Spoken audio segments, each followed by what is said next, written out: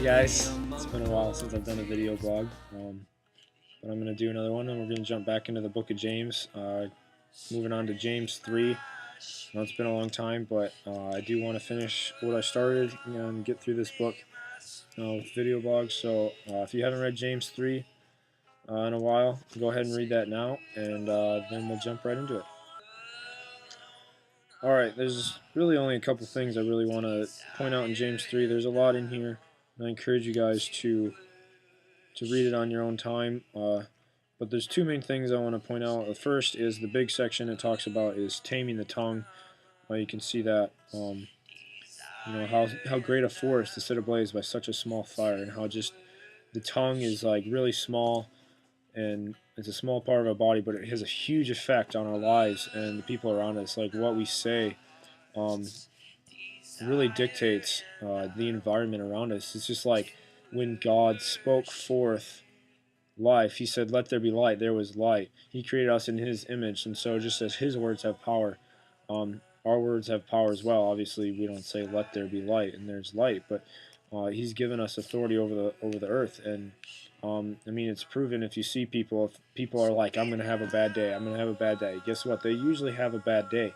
But when we say positive things like, "I'm going to have a great day," and these things, and we speak out positiveness, we speak life, usually better things happen with our day. It says in Proverbs, don't have a reference for it, but you can look it up. It says in Proverbs, life and death rest in the power of the tongue. And the verse in James here definitely echoes that. So I just wanted to hit on that kind of quick. The tongue is really important, and it's really important what you say.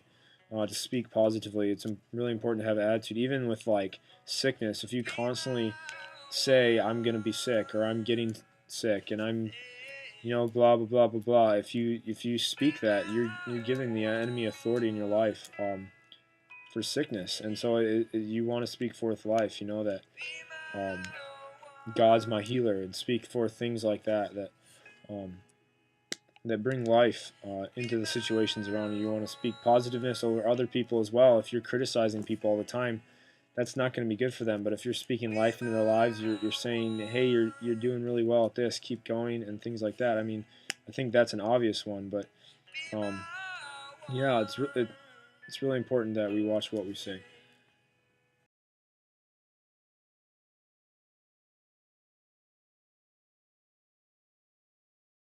The other thing I wanted to hit on is verses 11 through 18. If you look at verse 13, it says, "Who is wise and understanding among you? By his good conduct let him show his works in the meekness of wisdom." I just love that verse. It's just really great. And just show your works in the meekness of wisdom. Wisdom from above, and not the wisdom of man. But really what I want to talk about are the next couple things. The first is verse 16. It says, "Where jealousy and selfish ambition exist, there will be disorder in every vile practice." Like, that's intense. Like, where jealousy and selfish ambition exist, there will be disorder in every vile practice. And so I think that's something that jealousy is maybe something that we downplay. When we're jealous of other people, we're jealous of other people's gifts, we're jealous of their giftings, we're jealous of their popularity, we're jealous of the way God is using them. Why isn't God using me like he's using them? Why is God touching them that way? I want to be touched that way, when really you're just blind by that jealousy, because God has something else that is specific for you. And when we have jealousy, when we have selfish ambition, it gives root to the enemy and to all other things that spring forth from that. So it's really important that we watch ourselves, and we watch that we are not coveting, we are not being jealous of those around us. One thing I heard from someone, if you're really jealous of somebody, help them accomplish what they're trying to do. Like, humble yourself beneath them and actually help them accomplish what they're trying to do. Help them do something well that they would actually get glory at, and in doing so, your heart will be changed towards them, and you will get God's heart for them.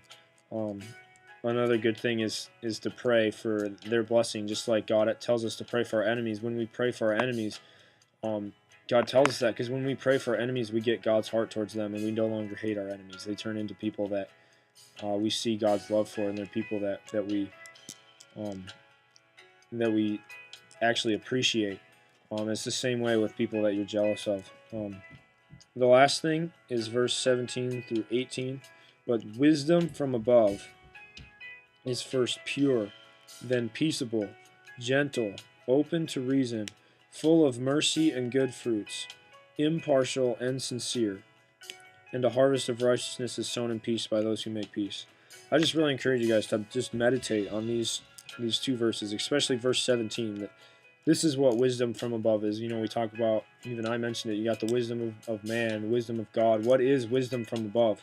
And right here, James just defines it for us. It's pure, it's peaceable, it's gentle, it's open to reason, it's full of mercy and good fruits, it's impartial, it's sincere. And I just encourage you guys to meditate on those things and just get them ingrained in your mind that this is the kind of wisdom that we need to have, and this is how it needs to be shown and carried out. So that's all I got this time. I hope you at least got something good out of it. And again, hopefully 4 and 5 will come faster. We'll see. College has been really, really busy since Christmas break. But it's been good. So I love you all. Thank you for your support and your prayers. I know a lot of you have mentioned a couple things that you've been encouraged by my blog posts. That's really encouraging to hear. So thank you for that. Yeah, God bless.